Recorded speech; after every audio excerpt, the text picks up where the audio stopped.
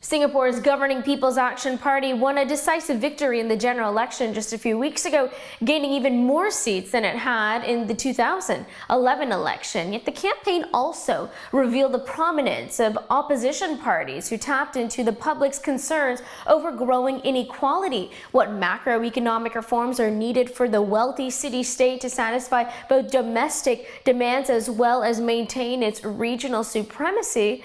Well, all of that information and more comes from Singapore and wider Asia economics expert Seng Wun. So first, let's talk about the role of Singapore's youth. We know that they have become an increasingly vocal critic of government policy. Are they going to be the ones that really force the government's hand in creating structural reforms? Well, I suppose the rise of social media, where I suppose the younger generation tapped into, certainly gives them the avenue to, I think, express themselves far more easily these days than what their parents or grandparents were able to do itself, which is why the government is trying to be a little bit more, shall we say, inclusive in trying to accommodate and listen to the wider view beyond what the traditional support group has been. How do you start those conversations around structural reform without discouraging Singapore's role as an investment hub? Well, I suppose the key thing really is it's all about making sure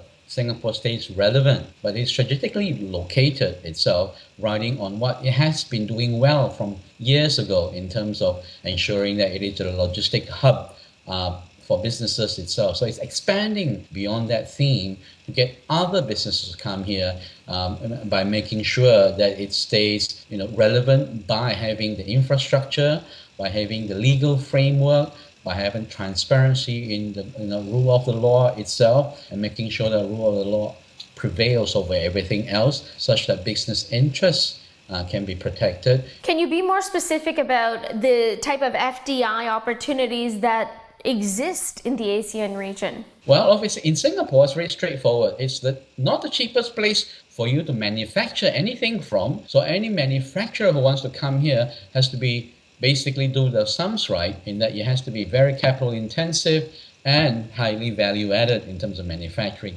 Services is a bit more interesting itself. Obviously at this juncture, Singapore, tiny place, 120 square kilometers, population small, 5.5 million people, but nonetheless there is plenty of growth opportunity in the services side, be it in the financial service sector, be it in transport, logistics, legal, etc. As well. So in return, what we see businesses doing is they use Singapore as a headquarters from which they can expand into the region. For instance, there's always that strong sense that Singapore accounting standard and transparency in law and order itself in terms of corporate governance is strong enough for business to be able to set foot over here, oversee operation around the region, even further north into North Asia as well. It's great to talk about the foreign investment opportunities, but then for the average Singaporean, are they really going to be feeling the impact of this growth and prosperity? Because that really seems to be one of the major issues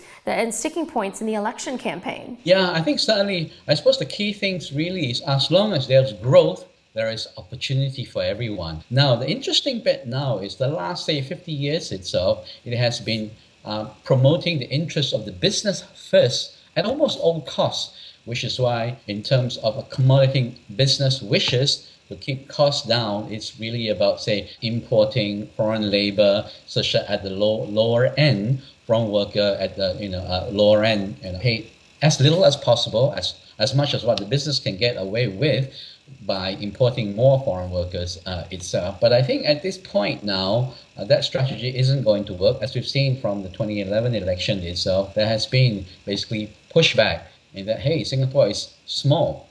Are we therefore allowing labor growth, population growth to expand at a far faster pace than what Singaporeans are used to? If you look back, it had been growing at a pace of 1 million people in Singapore every decade itself, and that has been the case for the past 3 decades itself.